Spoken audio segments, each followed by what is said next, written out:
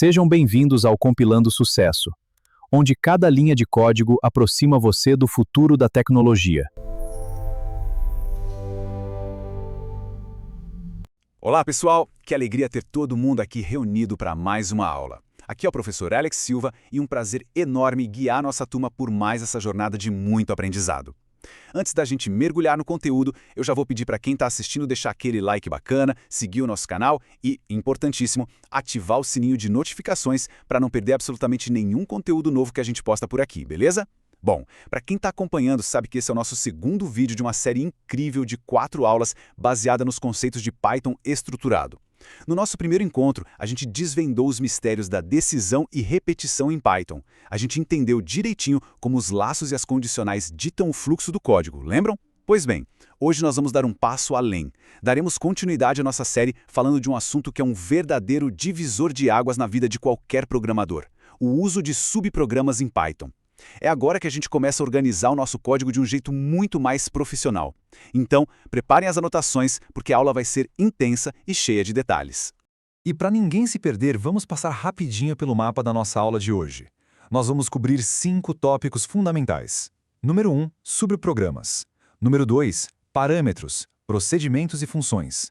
Número 3, procedimentos e funções na prática. Número 4, funções recursivas e docstrings. E por último, o número 5, funções recursivas na prática.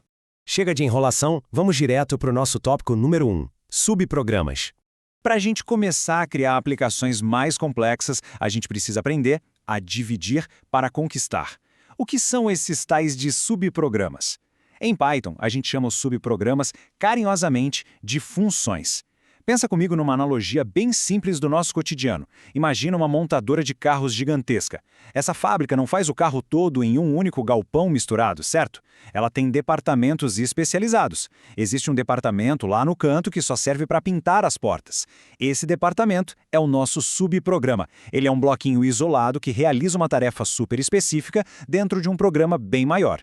O departamento recebe a porta de metal crua, faz o trabalho dele e devolve a porta pintada e brilhando. E tem um detalhe aqui que é absolutamente crucial. Toda função tem um único ponto de entrada. A execução do código começa exatamente ali, faz o que tem que ser feito e retorna.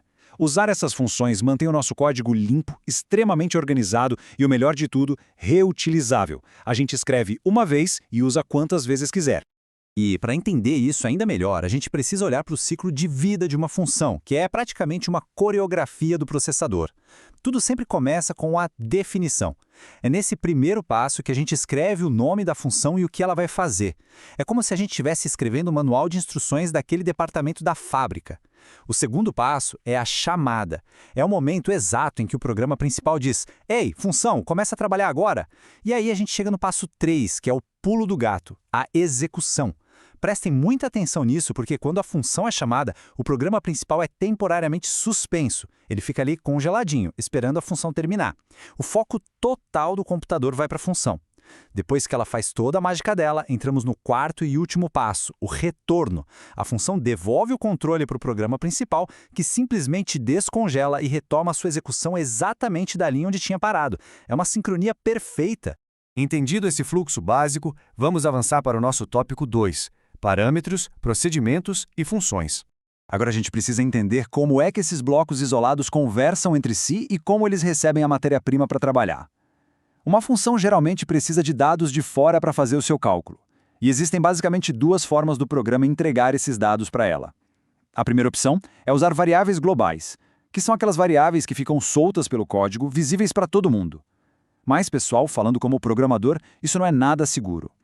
Imagina que a função é um cozinheiro num restaurante lotado. Usar variável global é como se o cozinheiro tivesse que pegar os ingredientes que estão espalhados pelas mesas do salão. Alguém pode ter mexido, alguém pode ter derrubado o sal, é confusão na certa. A segunda forma, que é de longe a mais recomendada e profissional, é a passagem de parâmetros. Usar parâmetros é a coisa mais segura do mundo. É como se a gente entregasse uma cesta fechada, lacrada, com os ingredientes exatos diretamente nas mãos do nosso cozinheiro. A gente garante que ele só vai usar aquilo ali para preparar o prato sem interferências externas. E já que estamos falando de parâmetros, precisamos esclarecer uma diferença teórica que cai muito em provas e é vital para a nossa lógica.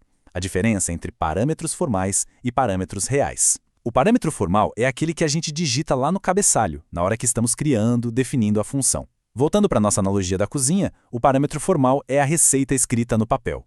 Eu vou precisar de uma variável para os ovos e uma variável para a farinha.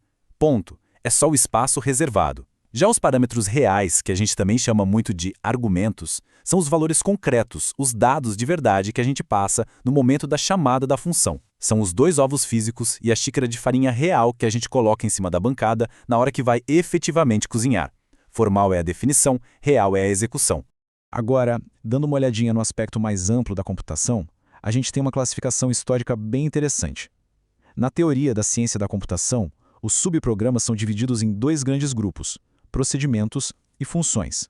Os procedimentos são aqueles blocos que executam uma ação, fazem um monte de coisas, mas no final não devolvem nenhuma resposta matemática para o programa, eles só executam. Já as funções são os blocos que processam dados, fazem cálculos e obrigatoriamente retornam o resultado no final. Mas aqui vai uma curiosidade super importante sobre a linguagem Python especificamente.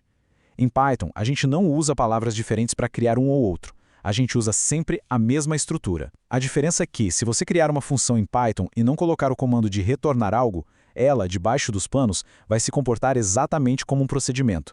Ela executa e encerra. Simples assim.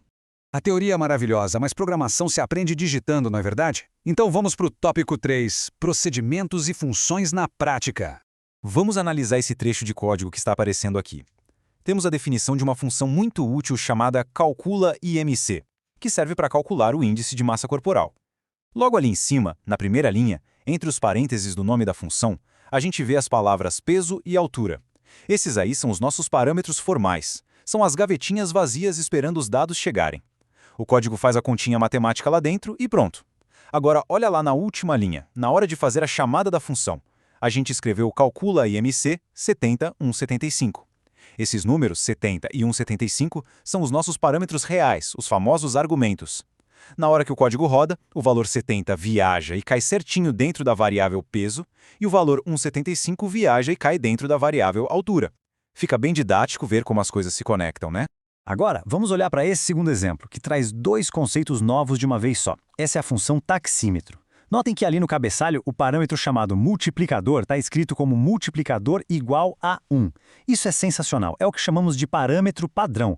Sabe o que isso significa? Se lá na hora de chamar a função a pessoa esquecer de enviar esse valor ou simplesmente não quiser enviar, o Python não vai dar erro. Ele vai dizer, tudo bem, como você não mandou nada, eu vou usar o valor 1 como padrão por segurança. O outro ponto altíssimo desse código é a presença da palavrinha mágica return. É muito comum quem está começando confundir o return com a função print, mas eles são água e vinho. O print só pega um texto e joga na tela para um ser humano ler. Ele não serve para a matemática do programa. Já o return não. O return pega o resultado do cálculo feito dentro da função e devolve. Injeta esse valor de volta para o programa principal. Assim a gente consegue pegar esse número retornado, salvar numa outra variável e usar para continuar fazendo mais contas depois. O return devolve valor de verdade. Chegamos exatamente na metade da nossa aula. Esse é um ótimo momento para lembrar todo mundo que está acompanhando com a gente de dar aquela força. Deixa o like no vídeo e se inscreve no canal. O apoio de cada um é o combustível para a gente continuar trazendo aulas tão completas e detalhadas assim, de graça para a nossa comunidade. Feito isso, vamos respirar fundo porque agora o assunto fica avançado. Tópico 4. Funções recursivas e docstrings. Pessoal, prepare um raciocínio. A gente vai falar de um dos conceitos mais elegantes, complexos e às vezes assustadores da programação: a recursividade. O que é isso? A recursividade acontece quando uma função, de dentro do seu próprio bloco de comandos, invoca a si mesma. Exatamente. Ela chama o próprio nome dela. Parece uma mágica, um loop infinito, mas é pura lógica matemática. Mas prestem muita atenção, exige um cuidado extremo. Para entender, vamos usar a analogia de uma escadaria. Imagina que você está descendo uma escada. Para você descer com segurança, precisa existir um chão, um andar térreo, um ponto onde a descida acaba. Na recursividade, esse chão é o que a gente chama de caso básico ou condição de parada. Se você cria uma função recursiva e esquece de programar o caso básico, a sua função vira um poço sem fundo, uma escada infinita. Ela vai ficar chamando a si mesma, chamando, até o computador esgotar a memória RAM e o programa travar feio. Para clarear, vamos ver a recursividade aplicada no cálculo do fatorial, que é o exemplo mais perfeito para isso. Matematicamente, o fatorial de um número n é igual a n vezes o fatorial de n menos 1. Olhando para a ilustração do nosso código em Python, a primeiríssima coisa que a gente faz, logo ali na linha 2, é construir o nosso chão da escada. A gente cria um if dizendo, se o n for igual a 0 ou se for igual a 1, retorne o valor 1. Acabou. Essa é a nossa trava de segurança, a condição de parada. Se o número for maior que isso, aí sim o código pula para a linha 5, e lá na linha 5 a mágica acontece. A função manda multiplicar o n por uma nova chamada dela mesma, passando o n-1. Ela vai descendo os degraus um por um, até bater no 1, e aí volta desfazendo as multiplicações. É por causa do if que ela não entra num ciclo infinito. E se a gente quiser ver isso de um jeito ainda mais ramificado, temos o clássico exemplo da sequência de Fibonacci, onde o número é sempre a soma dos dois anteriores. Analisando o código, a gente vê as nossas condições de parada logo no começo. Se n for menor ou igual a 1, a gente simplesmente retorna n. Esse é o chão. Mas se passarmos disso, a gente chega na linha 5, que é o coração pulsante dessa recursividade. Notem que a função fiboN precisa invocar a si mesma não uma, mas duas vezes na mesma linha. Ela pede para somar fiboN-1 mais fiboN-2. É como se fosse uma árvore crescendo de cima para baixo, criando galhos e mais galhos, descendo a escadaria até todos os galhos tocarem a base para então voltar somando todos os valores. É um processamento pesado, mas o código fica de uma elegância ímpar. Dando uma pequena pausa na matemática e mudando levemente de assunto dentro desse universo das funções, eu preciso ensinar uma prática obrigatória para quem quer ser um programador profissional, as docstrings. Em Python a gente tem um recurso incrível. Logo abaixo da linha onde definimos o nome da função, a gente pode abrir e fechar 3 aspas duplas e escrever um texto gigante explicando exatamente o que aquela função faz, quais parâmetros ela recebe e o que ela retorna. Qual a utilidade disso além de ficar bonito? Se um outro programador da sua equipe, lá no futuro, não souber como usar a sua função, ele só precisa ir no console do Python e digitar help fibo. O próprio Python vai ler o texto que você colocou dentro daquelas 3 aspas e vai imprimir um manualzinho completo e formatado na tela do colega. É assim que a gente cria códigos maduros e fáceis de dar manutenção em equipe. E para fechar a nossa aula com chave de ouro, vamos para o nosso quinto e último tópico: funções recursivas na prática. A gente vai transformar isso aqui numa investigação. Vamos analisar juntos um erro prático muito comum, uma armadilha que pega muito aluno desprevenido, e vamos entender como um pequeno deslize de lógica, um detalhezinho na digitação pode colocar todo o programa a perder. Observem com atenção esse trecho de código. Temos uma função chamada rec que recebe uma variável x. O programador tentou criar uma condição de parada e escreveu if x maior que 0, aí imprime o x e chama rec x-1. Aparentemente está tudo certo, né? Vamos rodar mentalmente. Se a gente chamar rec1, o número 1 é maior que 0, então o if é verdadeiro. O sistema imprime o número 1 na tela, em seguida ele chama a função de novo passando x-1, que é 0, então ele chama rec0. E é exatamente neste milissegundo que o desastre acontece. A função volta lá para o topo recebendo 0. Ela pergunta, 0 é maior que 0? Falso. O que o código faz? Como não tem um else, como a função não diz o que fazer quando o número é menor ou igual a 0, ela simplesmente pula o bloco. E aí, ela acaba caindo num erro de lógica absurdo porque ela passa a gerar chamadas consecutivas para números negativos infinitamente. Rec-1, rec-2, rec-3, a escadaria quebrou. Esse é o erro fatal. A causa do travamento completo do programa é exatamente a falta de uma condição de parada adequada que cubra todas as possibilidades lógicas. É por isso que programar exige tanta atenção aos detalhes. Ufa! Que jornada incrível e densa nós tivemos hoje, hein?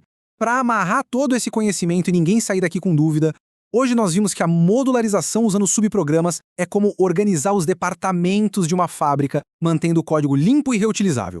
Aprendemos a diferença clara de que parâmetros formais ficam lá na nossa receita, enquanto os reais são os ingredientes que a gente entrega na hora de executar. Entendemos também que procedimentos apenas executam ações, ao passo que funções fazem cálculos e obrigatoriamente usam o return para devolver um valor. Mergulhamos na lógica poderosa e perigosa da recursividade, onde uma função chama a si mesma, mas sempre exigindo um ponto de parada. E claro, fechamos aprendendo a documentar o nosso trabalho de forma impecável usando as docstrings. E com esse mega resumo, nós finalizamos a nossa segunda aula sobre o uso de subprogramas em Python. Mas fiquem tranquilos que a jornada não para por aqui. No nosso próximo encontro, que será o terceiro vídeo da nossa série, nós iremos expandir ainda mais as nossas ferramentas falando sobre o universo das bibliotecas em Python. Nós vamos aprender como importar códigos fantásticos que outras pessoas já escreveram para dentro dos nossos projetos, poupando um tempo enorme. Antes da gente se despedir, eu peço mais uma vez para quem nos acompanhou e gostou da aula de hoje, deixa aquele like maroto, clica no botão de seguir o nosso canal e não esquece de ativar o sininho para o YouTube te avisar assim que a próxima aula for pro ar. Um grande abraço do professor Alex Silva, bons estudos a todos e até a próxima aula.